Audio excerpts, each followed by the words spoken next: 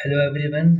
मेरा नाम आशय है और पिछले वीडियो में हम लोगों ने देखा कि प्रोडक्शन पॉसिबिलिटी कर्व क्या होता है, पीपीसी के एजम्पशंस क्या होते हैं, पीपीएस क्या होता है, प्रोडक्शन पॉसिबिलिटी कर्व के दूसरे नाम क्या हैं, ड्रॉ कैसे किया जाता है, और सबसे इम्पॉर्टेंट बात, अगर पीपीसी एग्जाम में पूछ लेता है डिफाइन प्रोडक्शन पॉसिबिलिटी कर्व, तो 6 मार्क्स के क्वेश्चन में तो आपको कैसे लिखना है और क्या लिखना है उस पेपर में, वो पिछले वीडियो में बताया हुआ है।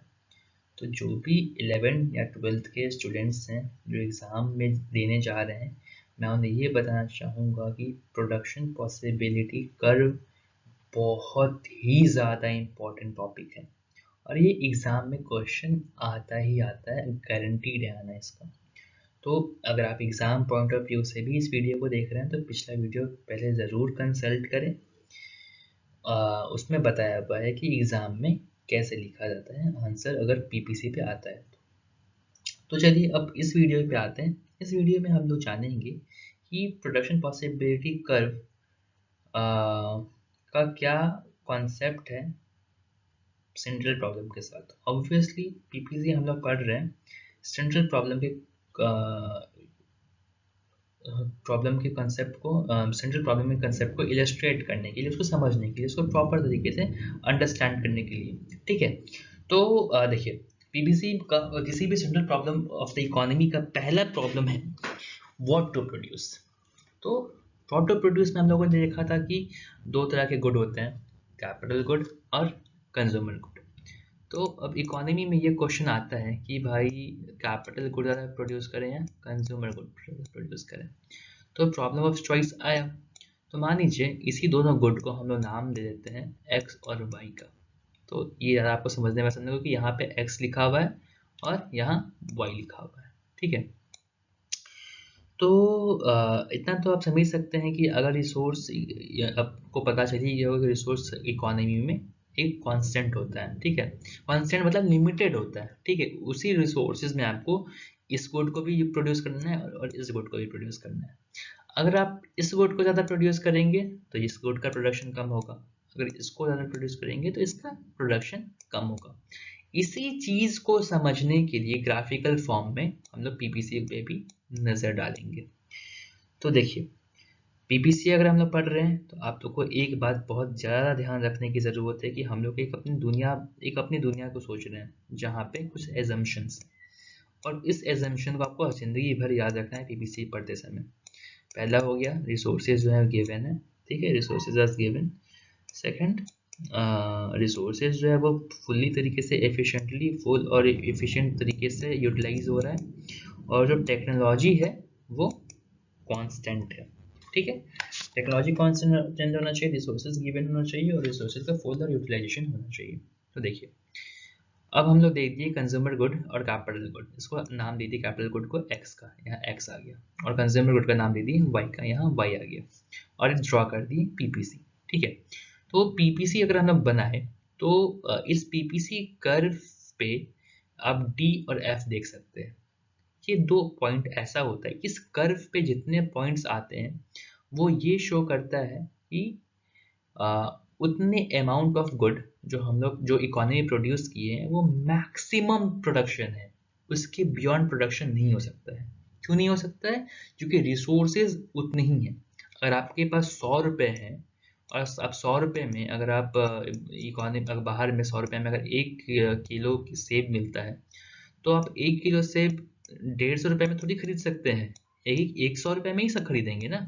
तो वही बात यहाँ पे कि अगर आपके पास रिसोर्सेज गिवन है और उस रिसोर्सेज में बस ये डी और एफ ही एक ऐसा पॉइंट है जिसका मैक्सिमम प्रोडक्शन हो सकता है। तो डी और एफ क्या है कि पॉइंट डी पे जो प्रोडक्शन ऑफ गुड सी है वो ओ सी है। मान लीजिए इसको अगर हम नंबर दे देते हैं तो ये 0 हो गया, ये 2 हो गया, ये ई जो है ये 4 हो गया, सी जो है वो 6 हो गया, ए जो है 8 हो गया।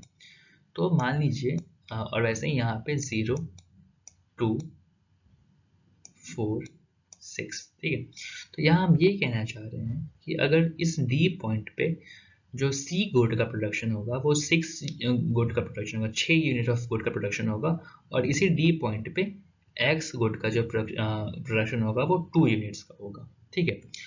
और वही उसी तरह एफ गुड पे जो ई गुड का प्रोडक्शन होगा वो 4 होगा, और जो एस गुड का प्रोडक्शन होगा वो 6 होगा, 6 होगा, ठीक है।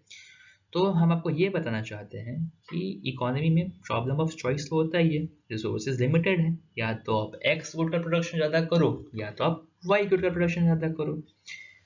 देखिए, तो क्या होता है कि अगर इकोनॉमी में अगर जो प्रोडक्शन ऑफ गुड 1 है, यानी कि एक गुड का प्रोडक्शन है वो अगर 6 है और दूसरे का 2 है, तो अगर आप अपने रिसोर्सेज को गुड 1 से गुड 2 की तरफ शिफ्ट करते हैं, यानी कि ज़्यादा रिसोर्सेज अपना आप गुड x पे लगाते हैं, तो आपको ये तो कहावत सुनी ही होगी, कुछ पाने के लिए कुछ खोना पड़ता है। तो वही, अगर x गुड को अगर ज़्यादा पाना है तो हमें y गुड को खोना पड़ेगा। तो वही, जब डी पे 6 गुड का प्रोडक्शन होता है, तो अगर हमें तो यहाँ पे 2 गुड का प्रोडक्शन होता है x का, तो अगर हमें ही x गुड 6 पाना है, यानी 4 ज़्यादा पाना है, तो हमें y गुड का 4 ही प्रोडक्शन करना पड़ेगा, 4 यूनिट का प्रोडक्शन करना पड़ेगा। तो यही ग्राफिकल रिप्रेजेंटेशन देता है पीपीसी का कि अगर आप प्रोडक्शन किसी एक गुड का बढ़ाना है तो दूसरे गुड का प्रोडक्शन आपको घटाना पड़ेगा।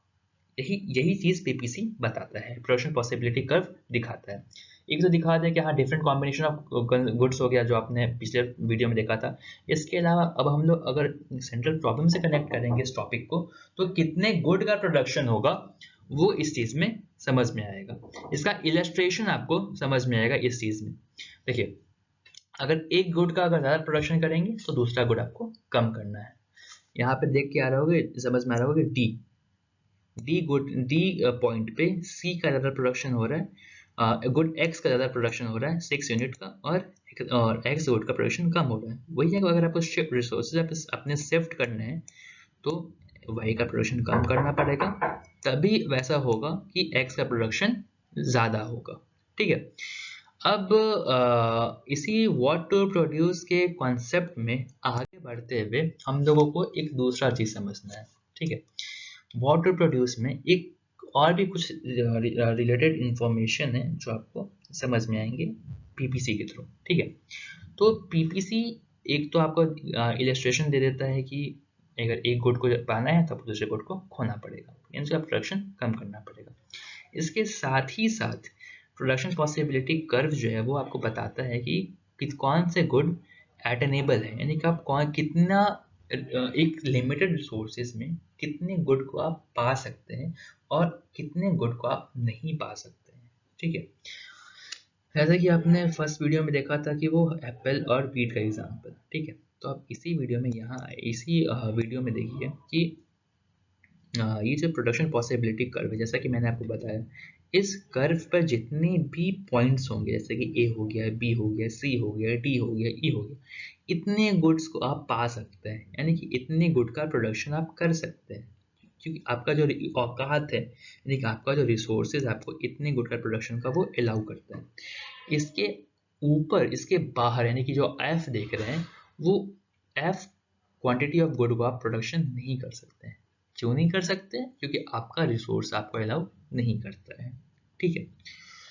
तो आप देखिए यहाँ पे ए यानी कि 100 apple 0 beet, B 90 apple 10 beet, C 70 apple 20 beat.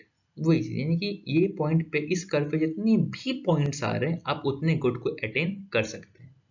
तो वही आपको पीपीसी कर्व दिखाता है कि आपका कितने सारे गुड्स, कितने सारे कॉम्बिनेशन ऑफ गुड्स एटेनेबल है, कितने सारे कॉम्बिनेशन ऑफ गुड को आप प्रोडक्शन ऑफ कर सकते हैं।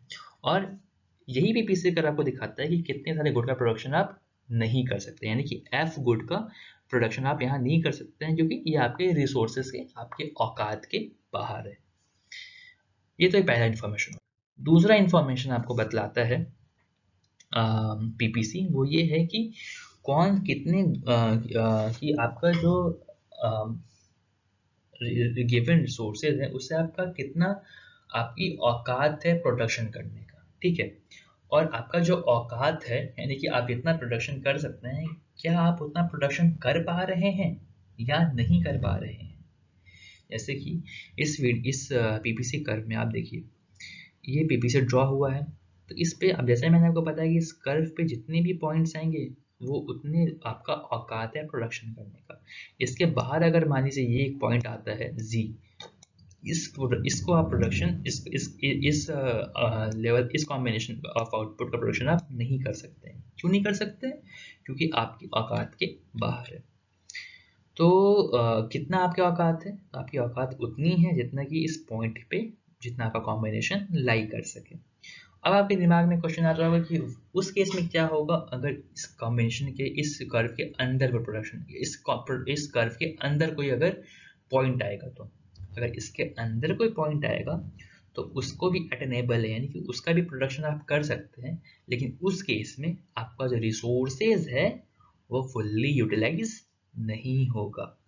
अगर आपके पास 100 रुपया है, आप 100 रुपया में या तो आप 100 रुपया में 100 एप्पल प्रोड्यूस कर लीजिए और 0 वीट कर लीजिए, ठीक है।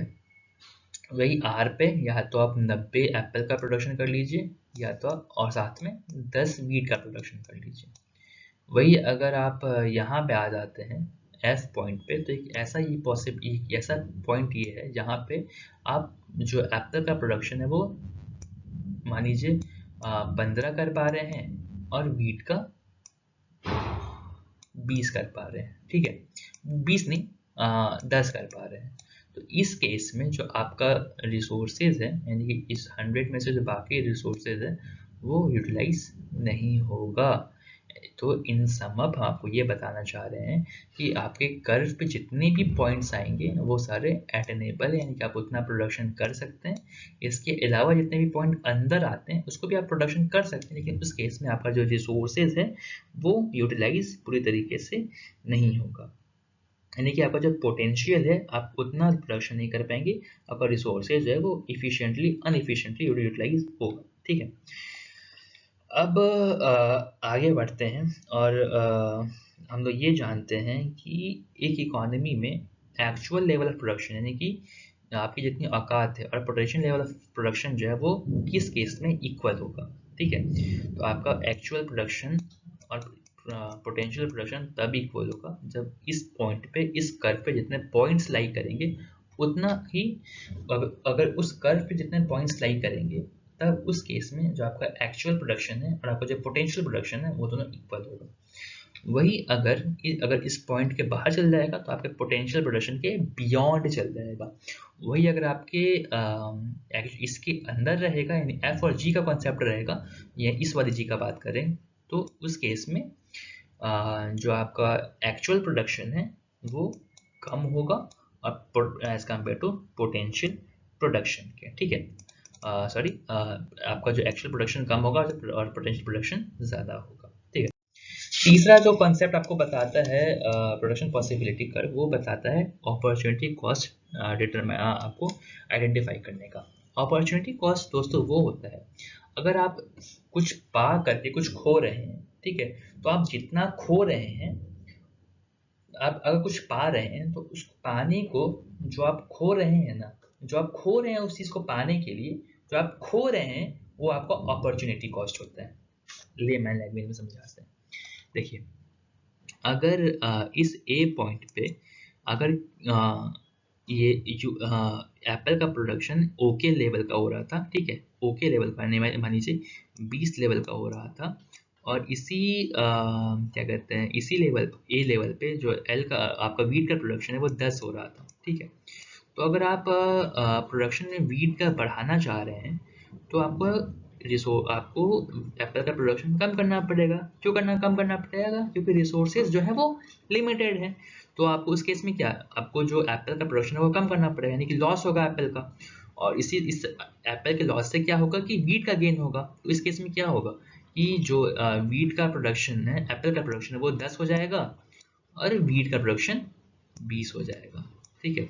तो यहाँ पे जो एप्पल का प्रोडक्शन का लॉस हो रहा है, जो लॉस आप देख रहे हैं, और इस लॉस से जो यहाँ पे गेन हो रहा है एप्पल का, वीट का जो गेन हो रहा है, इसी को कहते हैं अपॉर्चुनिटी कॉस्ट। यानी कि इस गेन के लिए जो यहाँ लॉस हो रहा है उसी को कहते हैं अपॉर्चुनिटी कॉस्ट। ठीक है, तो ए बी जो है, ए बी यानी कि ए बी, ये जो ए बी है, ए बी आप देख रहे होंगे यहाँ लॉस जो है, this loss is the opportunity cost of B C. ये जो बी सी है उसका अपॉर्चुनिटी कॉस्ट होता है। तो loss is the opportunity cost of gain. Okay, और इसको अगर दूसरी लैंग्वेज में बोलें तो ये कह सकते हैं कि the next best possible opportunity, आपका नेक्स्ट बेस्ट पॉसिबल अपॉर्चुनिटी होता है उसको अपॉर्चुनिटी कॉस्ट कहते हैं। यानी कि ओ के बाद जो नेक्स्ट बेस्ट पॉसिबल अपॉर्चुनिटी होता है सी, जिसको हम लोग अपॉर्चुनिटी कॉस्ट कहते हैं। ये वीडियो थोड़ा सा ज़्यादा लंबा हो गया, 16 मिनट का, इसके लिए सॉरी, लेकिन आपको कुछ ज़्यादा जानने को मिला तो आप उससे भी खुश होइए। आशा करते हैं कि आपको सब समझ में आया होगा। बहुत बहुत धन्यवाद। चैनल को सब्सक्राइब करिए, वीडियो को लाइक करिए और अपना कमेंट, अपना ओपिनियन कमेंट बॉक्स में ज़रूर बताइए। बहुत बहुत धन्यवाद।